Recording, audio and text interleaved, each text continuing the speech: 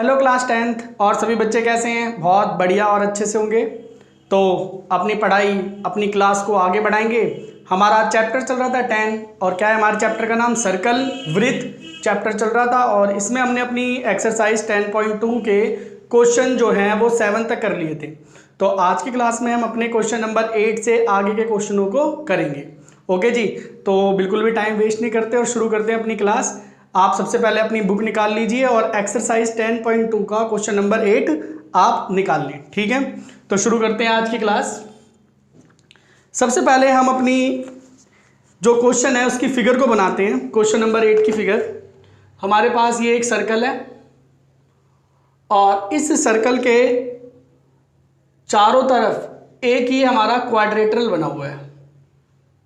क्या बना हुआ है? एक क्वाड्रेटरल बना हुआ है।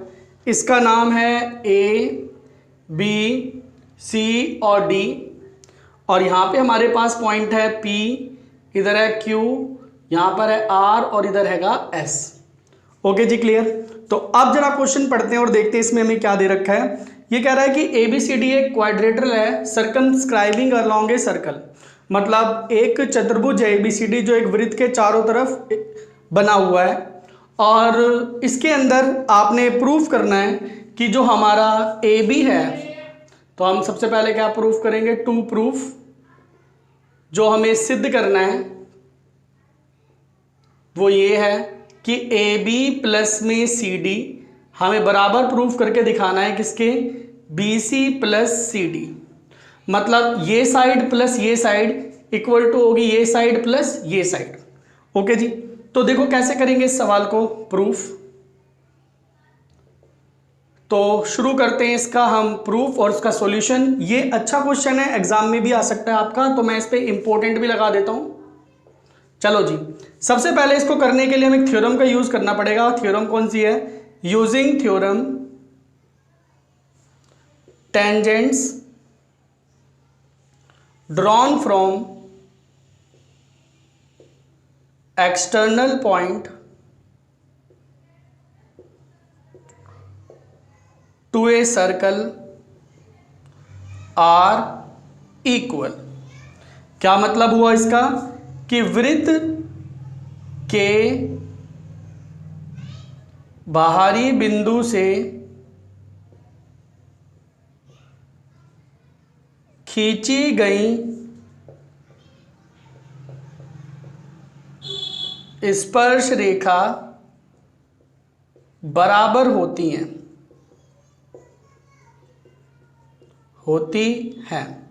तो हमने जो अपनी 10.2 थ्योरम करी थी उसमें क्या सीखा था कि अगर हम सर्कल के बाहर के पॉइंट से कोई टेंजेंट खींचते हैं तो वो टेंजेंट्स क्या होती हैं? इक्वल होती हैं। तो इसका मतलब अगर मेरा ये बाहर का पॉइंट है तो मेरी ये साइड इस साइड के क्या है? बराबर है। जैसे ये बाहर का पॉइंट है तो ये साइड इस साइड के बराबर है। जैसे ये बाहर का पॉइंट है तो ये साइड हमारी इस साइड के बराबर है। और ऐसे ही ए बाहर की है तो ये जो हमारी साइड है वो इस साइड के क्या होगी? बराबर होगी। तो हम कह सकते हैं सबसे पहले ए पी जो है वो किसके बराबर होगा? ए एस के। हो गई आपकी इक्वेशन फर्स्ट। अब देखो जिस साइड ए पी है उस साइड बी पी लो, तो यहां पे आपने बी पी लिया। अब बी पी हमारा किसके बराबर है? बी क्यू के। ये हो गई आपकी इक्वेशन सेकंड। अब जिस साइड हमारा बी क्यू है उस साइड क्यू सी लेना है, तो क्यू सी इधर ले लिया और हमारा जो क्यू सी है वो किसके बराबर है? सी आर के। तो यहाँ पे सी आर लिख दो, इक्वेशन थर्ड। अब जिस साइड सी आर होगा उस साइड डी आर लो, तो ये डी आर और डी आर हमारा किसके इक्वल टू है? डी एस के। तो पहले सभी बच्चे ये बताओ यहां तक सभी को समझ में आ गया? क्लियर हो गया? ठीक है ना। जैसे हमारे पास बाहर ये पॉइंट है तो हमारी टेंजेंट्स क्या होंगी? इक्वल होंगी। बस आपने थोड़ा यहां पर लेने के टाइम पर थोड़ा सा ध्यान में रखना है, अरेंज करने के टाइम पर। ठीक है, अब आपने क्या करना है? Add equation first, second, third and fourth. मतलब आप यूं कह दो कि हमने सभी समीकरणों को जोड़ने पर, तो हम इनको जोड़ रहे हैं, हम इनको ऐड कर रहे हैं। तो देखो A P plus B P, C R plus D R is equal to में A S plus B Q और Q C plus D S. Done. अब यहाँ देखो बेटा, ए पी और बी पी को हम मिलाएंगे तो क्या हो जाएगा, ए बी। सी आर और डी आर को मिलाएंगे, ये रहा भाई सी आर और ये रहा हमारा डी आर, मिला दिया तो क्या बन गया, सी डी बन गया। यहां पर आते हैं, ए एस को आप डी एस के साथ मिला दो, तो ए एस और डी एस को मिला देंगे तो क्या बन जाएगा आपका ए डी। और बी क्यू और क्यू सी बचा, ये रहा बी क्यू ये रहा क्यू सी, इनको मिला दोगे तो क्या हो जाएगा, बी सी। और आप जरा देखो, यही हमें प्रूफ करना है। हो गया हमारा सवाल हैंस प्रूफ्ड, मतलब सिद्ध। ओके जी, क्लियर। तो ये था आपका क्वेश्चन नंबर 8। बहुत ही इंपॉर्टेंट भी है, एग्जाम के पर्पज से भी इंपॉर्टेंट है, तो आप इसको एक बार अच्छे से प्रैक्टिस कर लेना। इजी भी है, सिर्फ आपको थ्योरम मेंशन करनी है और यहाँ पे थोड़ा सा इनको अरेंज करने पे थोड़ा सा टाइम लेना है, बस ध्यान रखना है। बाकी सवाल बिल्कुल इजीली आपका क्या हो जाएगा, ये सॉल्व हो जाएगा। ओके जी, तो क्लियर हो गया सारे बच्चों को। चलते हैं नेक्स्ट क्वेश्चन नंबर हमारा 9। क्वेश्चन नंबर 9 को पढ़ने से पहले इसकी फिगर बना लेते हैं। तो जहाँ तक मुझे उम्मीद है हमारे पास ये 2 लाइनें दे रखी हैं और इनके बीच में एक सर्कल बनाया हुआ है और यहाँ से एक हमारे पास डायामीटर है। नेमिंग की बात करें तो यहाँ x है, यहाँ y है, यहाँ पे x डैश है, यहाँ पे y डैश है, यहाँ पे पॉइंट P है, इधर O है सेंटर सर्कल और ये Q, यहाँ पे पॉइंट है आपका C। ये ऐसे मिला दिया, थोड़ा इस पॉइंट को हम यहाँ ले लेते हैं ऐसे y डैश, और ये जो पॉइंट है ये हमारा A है और ये पॉइंट हमारा B है, ये ऐसे मिले हुए हैं। ओके जी, क्लियर। अब पढ़ते हैं क्वेश्चन। तो जैसा हमारे पास ये फिगर है, इस फिगर के अंदर एक्स वाई और एक्स डैश वाई डैश, मतलब ये दोनों लाइन आपस में पैरेलल समानांतर हैं और इनके बीच में ये सर्कल बन रहा है। सर्कल का सेंटर क्या है, ओ है। पी क्यू इस सर्कल का डायामीटर है और ये सेंटर से पास हो रहा है। सी हमारा पॉइंट ऑफ कॉन्टैक्ट है जहाँ से एक टेंजेंट जा रही है और वो टेंजेंट हमारी ए बी है। ओ ए को और ओ बी को मिला दिया गया है, दोनों को जोड़ दिया गया है। आपको इस सवाल के अंदर टू प्रूफ सिद्ध करना है। क्या करना है, आपने सिद्ध करना है कि जो आपका ए ओ बी एंगल होगा वो क्या होगा, 90 डिग्री होगा। ओके जी, ये भी हमारा इंपॉर्टेंट क्वेश्चनों में ही आता है और एग्जाम में आने वाला क्वेश्चन है। ये भी आपके एग्जाम में आपसे पूछ सकते हैं। तो देखो इस क्वेश्चन को कैसे प्रूफ करेंगे हम। सबसे पहले इसको प्रूफ करने के लिए हमें एक कंस्ट्रक्शन करनी पड़ेगी, एक रचना करनी पड़ेगी, प्रमाण। तो सबसे पहले क्या करो, आप ज्वाइन कर लो OC को। तो आपने ज्वाइन कर लिया OC, मतलब OC को मिला दिया आपने, OC को मिलाया, OC को मिला दिया आपने। अब इसके बाद हमें क्या करना है, इसको देखो यहाँ पे मार्किंग कर लो। ये एंगल 1, यहाँ पे एंगल 2, यहाँ एंगल 3 और यहाँ पर एंगल आपका हो गया 4। ये मैंने मार्किंग इसलिए कर ली क्योंकि एंगल लिखने में काफ़ी टाइम लग जाता है। तो अगर हम नंबरिंग कर रहे हैं, मार्किंग कर रहे हैं, तो वो हमें अपनी फिगर के अंदर क्या करने पड़ते हैं, मेंशन जरूर करने पड़ते हैं। तो इसीलिए हमने इनको क्या कर दिया है, मेंशन कर दिया। ओके जी, अब आगे करते हैं इसको शुरू। तो देखो सबसे पहले आपको यहाँ पे ट्राइंगल दिख रहा है, in triangle OPA and triangle OCA। ठीक है, सभी बच्चे ध्यान से देखेंगे। सबसे पहले हम त्रिभुज OPA के अंदर जा रहे हैं, OPA, और उसके बाद हम जा रहे हैं त्रिभुज OCA, मतलब ट्राइंगल OCA में। ठीक है, देखो सबसे पहले हमारी जो OP और OC होगी इक्वल होगी, तो आप लिख दो OP इजिकल टू OC। क्या रीज़न लिखेंगे आप यहाँ पे, रेडियस, ये हमारी त्रिज्या हैं इस वजह से। तो एक चीज़ हो गई। ये देखो दोनों में आ रही है OA, तो आप लिख दो OA इजिकल टू OA। ये आप लिख देंगे क्या, कॉमन। ये हो गई हमारी उभयनिष्ठ, जब दोनों में कॉमन आती है तो हम उसको उभयनिष्ठ बोलते हैं। और ये चीज़ हमारी इसके बराबर होगी, AP इजिकल टू में AC।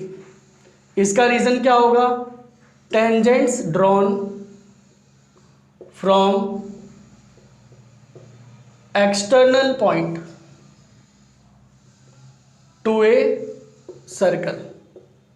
क्या रीजन हो जाएगा इसका? Tangent drawn from external point two a circle. वृत्त के बाह्य बिंदु से खींची गई स्पर्श रेखा। तो जब हम सर्कल के किसी बाहर पॉइंट से कोई टेंजेंट खींचते हैं तो वो हमारी क्या होती हैं? बराबर होती हैं। तो इसलिए ये दोनों हमारी जो टेंजेंट्स है ये बराबर है टेंजेंट्स है। तो इसका मतलब क्या हुआ? बाय एस रूल से, एस नियम द्वारा हमारा जो ट्राइंगल था OPA ट्राइंगल लिया था, ये हमारा कॉन्ग्रुएंट हो जाएगा ट्राइंगल OCA के। जब दो ट्राइंगल कॉन्ग्रुएंट हो जाते हैं तो उनकी सभी चीज़ें क्या होती हैं? बराबर होती है करस्पॉन्डिंग। तो अगर हम यहाँ पे एंगल 1 लेंगे तो एंगल 2 हमारा क्या होगा? बराबर हो जाएगा। Angle 1 is equal to angle 2। तो ये हमने ये दोनों एंगलों को क्या कर दिया? इक्वल कर दिया। अब आपने क्या करना है? इसी तरीके से इन ट्राइंगल OCB, आप एक ट्राइंगल OCB ले लो और एक ट्राइंगल ले लो OQB, मतलब त्रिभुज OCB और त्रिभुज OQB में। अब इन दोनों ट्राइंगल में भी आओ, सेम चीज। सबसे पहले क्या करो? OC को बराबर कर दो OQ के। क्या रीजन लिखोगे? रेडियस, ये वाला रीजन लिखना। उसके बाद आप लिख दो OB is equal to OB। क्या रीजन लिखोगे? दोनों में कॉमन। इसके बाद क्या करोगे आप? इसके बाद आप लिख दो जो हमारी CB है ये इक्वल टू है BQ की। कौन सा रीजन लिखोगे? ये रीजन। तो ये भी बाय SS रूल से, SSS नियम द्वारा हमारा ट्राइंगल OCB भी क्या हुआ? कॉन्ग्रुएंट हो जाएगा ट्राइंगल OQB की। जब ये दोनों ट्राइंगल आप कॉन्ग्रुएंट कर लेंगे तो आप 3 और 4 को क्या कर दो? इक्वल कर दो। Angle 3 is equal to angle 4। जब आपसे रीजन पूछा जाए तो इसका रीजन होता है CPCT। इसे बोलते हैं सर्वांगसम त्रिभुजों के संगत भाग, corresponding parts of congruent triangle. Okay जी, क्लियर? तो यहां तक होने के बाद अब आपको क्या करना है आगे, उसके लिए देखेंगे। आप देखो ये एक लाइन है और ये जो हमारे एंगल बन रहे हैं C पे बन रहे हैं, तो angle 1 plus angle 2 plus angle 3 plus angle 4 is equal to क्या होगा? 180 डिग्री। क्या रीजन दोगे यहां पर इनको? लीनियर पेयर, क्योंकि ये हमारे रैखिक युग्म बनाते हैं, रैखिक युग्म। अब देखो हमें 2 और 3 को यूज करना है क्योंकि हमें एंगल AOB के काम करना है, तो 2 और 3 का। तो एंगल 1 को 2 में बदल दो, तो एंगल 2 प्लस एंगल 2, एंगल 3 और 4 को 3 में बदल दो, 180 डिग्री। क्या हो गया? 2 एंगल 2 और ये क्या हो गया? 2 एंगल 3 इज इक्वल टू में 180 डिग्री। 2 आप कॉमन ले लोगे तो angle 2 plus angle 3 is equal to 180 degree. इसको यहाँ पर भेज देंगे और 2 3, अगर हम 2 3 को ऐड कर देंगे तो हमारा क्या बन जाएगा? एंगल AOB बराबर 180/2 कट गया तो कितना आ गया? 90 डिग्री। और यही हमें क्या करना था? Hence proved. हमारा सवाल क्या हो गया? सिद्ध हो गया। ओके जी बच्चों, तो ये था हमारा क्वेश्चन नंबर 9 10.2 के। आज हमने क्वेश्चन नंबर 8 और क्वेश्चन नंबर 9 करे हैं। दोनों ही क्वेश्चन आपके इंपॉर्टेंट और बढ़िया क्वेश्चन हैं। आप इन दोनों क्वेश्चनों की प्रैक्टिस करेंगे। अगली वीडियो में, अगली क्लास में हम अपने बाकी जो क्वेश्चंस हैं उनको करेंगे। ओके।